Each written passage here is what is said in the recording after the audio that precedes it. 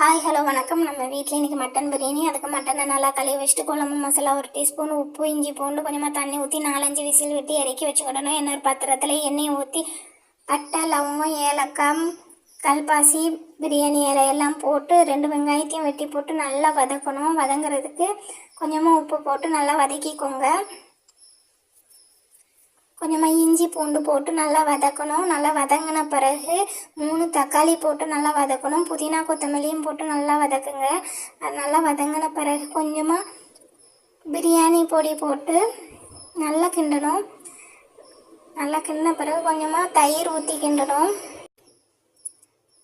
கொஞ்சமாக மட்டனையும் சேர்த்துக்கிடணும். சேர்த்து நல்லா கலரிட்டு தேவையான அளவு தண்ணி ஊற்றணும்.